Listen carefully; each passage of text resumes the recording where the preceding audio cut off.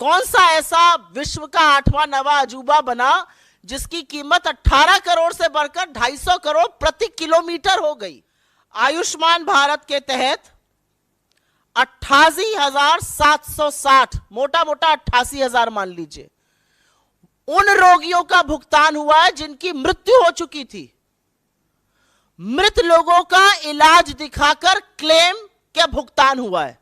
अब ये किसके पास गया है ये नहीं पता, लेकिन लाभार्थी के खाते में तो ये बिल्कुल नहीं गया है। जो पैसा एक विधवा के खाते में जाना चाहिए था, जो एक विकलांग के खाते में जाना चाहिए था, जो एक वृद्ध के खाते में जाना चाहिए था, उससे 19 राज्यों के हर जिले में होर्डिंग लगाए गए स्वच्छ भारत पखवाड़ा के।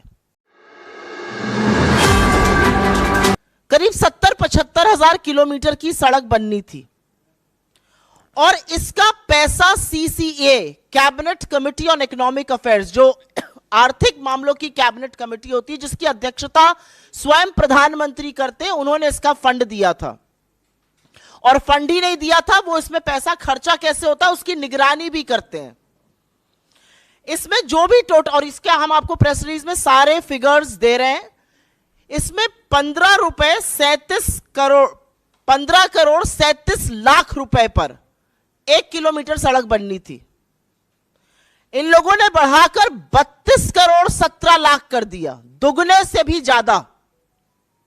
और ये पीएम की निगरानी में सीसीए की नाक के नीचे भारत सरकार के आंखों के सामने हो रहा था। सिर्फ पैसा ही नहीं दोगुना किया गया, इसमें और भी बड़ी धांधलियां सामने आई हैं। इसमें पता चला है कि फर्जी दस्तावेजों के आधार पर बिडर्स का चयन हो गया। बिडिंग प्रक्रिया में बड़ा फर्जीवाड़ा सामने आया है। विस्तृत परियोजना रिपोर्ट पर काम भी नहीं हुआ। एस्क्रो अकाउंट से करीब 3,500 करोड़ रुपए का हेरफेर हुआ। और सबसे बड़ी बात यह है कि इसके किसी भी जब रोड बनता है तो एक सेफ्टी कंसल्टेंट रखा जाता है कि आपके और हमारे जैसे लोग जो इस देश के नागरिक हैं जब सड़क पर चलें तो सुरक्षित रहें। सरकार ने यह भी जरूरी नहीं समझा। भारतमाला के कितने ही हिस्सों में एक भी सेफ्टी कंसल्टेंट नहीं है। तो अगर आप भारतमाला की किसी सड़क पर चल रहे हैं करीब 70,000 किलोमीटर की, तो अपनी जान की, अपने माल के, अपने खुद के रखवाले आप हैं। सरकार की जिम्मेदारी नहीं, क्योंकि उनके पास सेफ्टी कंसल्टेंट रखने का टाइम ही नहीं था। तो भारतमाला में दुगनी करी लागत और हर तरह के फर्जीवाड़ा करके भगवान जाने किसको किसको ये टेंडर दिए गए, जिन्होंने सेफ्टी कंसल्टेंट्स तक नहीं रखे। एस्क्रो अकाउंट से हेराफेरी हुई। फिर यही द्वारका एक्सप्रेसवे में स्वीकृत लागत जो थी वो करीब 18 करोड़ प्रति किलोमीटर थी। सरकार का कहना है बहुत बढ़िया बना है द्वारका एक्सप्रेसवे, अच्छी बात है, बनना अच्छा भी चाहिए। उसकी कीमत 250 करोड़ प्रति किलोमीटर हो गई। कहां 18 करोड़ प्रति किलोमीटर स्वीकृत और कहां 250 करोड़ प्रति किलोमीटर। और आप ये सोचिए कि 2 किलोमीटर बनाने में 500 करोड़ खर्चा हो गए और उस 500 करोड़ में मंगलयान पहुंच गया। यह सरकार की असलियत है। मंत्रालय ने एक एक्सप्लेनेशन इशू किया, वो सवाल और उजागर करता है। क्या बन गया भाई ऐसा? कौन सा ऐसा विश्व का 8वां नवा अजूबा बना जिसकी कीमत 18 करोड़ से बढ़कर 250 करोड़ प्रति किलोमीटर हो गई? अब ऐसा हाईवे बना होगा जिसमें आप चेहरा देख सकते होंगे, अन्यथा तो इतना कीमत बढ़ना बड़ा मुश्किल का काम है।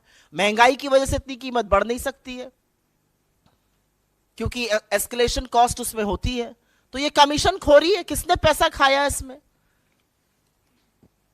तीसरी, टोल में लूट। आप सब लोग तो खूब टोल देते होंगे आते जाते वक्त। अगर दिल्ली से मुंबई आज जाना हो तो 6,000 रुपए का तो आप टोल ही दे दीजिएगा सड़कों पर। और मजाक नहीं कर रही हूं, जाकर देखिएगा 6,000 रुपए का टोल दिल्ली से मुंबई अगर आपको दूरी नापनी है सड़क से। एनएचएआई का रूल है कि अगर टोल के पास या टोल वाली जो सड़क है उस पर कंस्ट्रक्शन होता है तो टोल की कॉस्ट 75% कम होगी। ऐसा नहीं किया गया। मात्र 5 टोल बूथों का, मात्र 5 टोल प्लाजा का सीएजी ने एक रैंडम ऑडिट किया और उसमें पता चला कि करीब करीब 132 करोड़ रुपए अवैध वसूल लिए गए लोगों से। ये मात्र 5 टोल प्लाजाओं की बात कर रही हूं। अगर पूरे देश के टोल प्लाजाओं का ऑडिट हो जाए तो सोचिएगा कितना लाखों करोड़ों का गबन हुआ है। और सड़क पे कौन चल रहा है? सड़क पे धन्ना सेठ चल रहे हैं या आप जैसे और हमारे जैसे मध्यम वर्ग, निम्न मध्यम वर्ग, गरीब लोग चल रहे हैं बसों से, गाड़ियों से, और वो सारा कॉस्ट निकालता है। तो 132 करोड़ तो टोल में लूटे। और एक और ऑडिट में पता चला है कि करीब 135 करोड़ एनएचएआई ने राजस्व का नुकसान किया। एक कंसेशन अग्रीमेंट होता है वो कर करके। आयुष्मान भारत, पूरे वक्त लोकसभा में यही सुनाई दे रहा था, हर जगह प्रधानमंत्री इसकी बात करते हैं। ये तो घोटालों का योजना निकली। आयुष्मान भारत में 7.5 करोड़ लोगों का, 7.5 लाख लोगों का, सॉरी, एक नंबर से रजिस्ट्रेशन हुआ है। आप किसी भी आधार सेंटर जाइए, किसी भी आयुष्मान सेंटर जाइए, वो सबसे पहले आपसे आपका फोन नंबर पूछते हैं। एक नंबर से 7.5 लाख लोगों का रजिस्ट्रेशन। और यही नहीं, आयुष्मान भारत के तहत 88,760, मोटा मोटा 88,000 मान लीजिए, उन रोगियों का भुगतान हुआ है जिनकी मृत्यु हो चुकी थी। मृत लोगों का इलाज दिखाकर क्लेम क्या भुगतान हुआ है। अब ये किसके पास गया है ये नहीं पता, लेकिन लाभार्थी के खाते में तो ये बिल्कुल नहीं गया है। 88,000 मृत लोगों के फ्रेश इलाज का क्लेम दिखाकर उस पर धांधली हुई है। और जैसा कि मैंने आपको बताया, 7.5 लाख लाभार्थी एक नंबर से जुड़े हैं। इनफैक्ट अगर आगे डेटा देखिए तो करीब करीब 1 करोड़ 24 लाख जो हैं वो मात्र कुछ फोन नंबर से जुड़े हुए हैं। भगवान की बात ना हो ऐसा कैसे हो सकता है? और वो राम जो सबके आराध्य है। अयोध्या में एक भव्य राम मंदिर बन रहा है। जमीन में जितनी दलाली भारतीय जनता पार्टी के नेता, एसडीएम, कानूनगो सब मिलकर कर सकते थे, बड़े बड़े नेता, ट्रस्ट के लोग, वो तो खूब हुई। वो आप लोगों ने देखा और सरकार की बेशर्मी कह लीजिए या थेथराई कह लीजिए, एक शब्द उस पर बोला नहीं गया। अब पता चल रहा है कि अयोध्या डेवलपमेंट प्रोजेक्ट में भी खूब धांधली हो रही है। और धांधली ऐसी वैसी नहीं हो रही है। पैसा जो जनता का है वो जा रहा है ठेकेदारों के गल्ले में, अनुचित लाभ पहुंचाया जा रहा है। ऐसे ऐसे ठेकेदारों को जीएसटी का भुगतान हो रहा है जिनका रजिस्ट्रेशन कैंसिल हो चुका है। सिंचाई विभाग ने तो ऐसे लोगों को ठेका दे दिया जो अयोग्य थे। जो कार्यान्वयन एजेंसी है उत्तर प्रदेश राजकीय निर्माण निगम, उन्होंने परफॉर्मेंस गारंटी का एक पैसा होता है जो ठेकेदारों से जमा कराना होता है, वो तक जमा नहीं कराया। तो ये तो भगवान के नाम पर लूट मची हुई। पहले जमीन की धांधली में सस्ते में जमीन लेकर महंगे महंगे दामों में ट्रस्ट को भेजकर खूब पैसा कमाया इन तथाकथित राम भक्तों ने। हमारे आराध्य को, हमारे ईश्वर को भी नहीं छोड़ा। और अब उसी अयोध्या डेवलपमेंट प्रोजेक्ट में बड़ा घोटाला सामने आ रहा है कि करीब करीब 20 करोड़ रुपए तो ऐसे ठेकेदारों के गल्ले में गए जो अयोग्य थे। रजिस्ट्रेशन कैंसिल, जीएसटी का भुगतान आ रहा है। ग्रामीण विकास मंत्रालय, रूरल डेवलपमेंट मिनिस्ट्री, ये छठा घोटाला सामने आया है। क्या कहता है ये घोटाला? इसमें पेंशन का एक प्रयोजन होता है। वो पेंशन किसको जाती है? वो पेंशन जाती है वृद्धा पेंशन, विधवा पेंशन और विकलांग पेंशन। हर गांव में अगर आप आज की तारीख में चले जाइए तो आपको 10 लोग ऐसे मिल जाएंगे, वृद्धा, विकलांग, वृद्ध मिलाकर, जो कहेंगे हमारी पेंशन नहीं आ रही है। किसी भी जगह चले जाइए वो कहेंगे हमारी पेंशन नहीं आ रही है। फिर हम उनको दिलासा देते हैं कि हम कुछ करते हैं, फिर हम डीएम को चिट्ठी लिखते हैं, फिर डीएम कहता है कि नहीं ऐसा आवंटित फंड कम हो गया है, क्या किया जाए। ऐसा तमाम जगह होता है, एटलीस्ट जहां जहां मैं जाती हूं वहां जरूर होता है।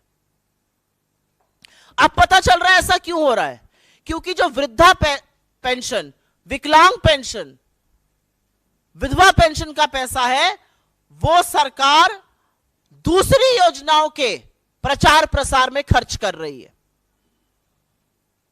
सीएजी की रिपोर्ट से यह सामने आया है कि सरकार ने इस पैसे से होर्डिंग लगवाए ग्राम समृद्धि स्वच्छ भारत पखवाड़ा के 19 राज्यों के हर जिले में।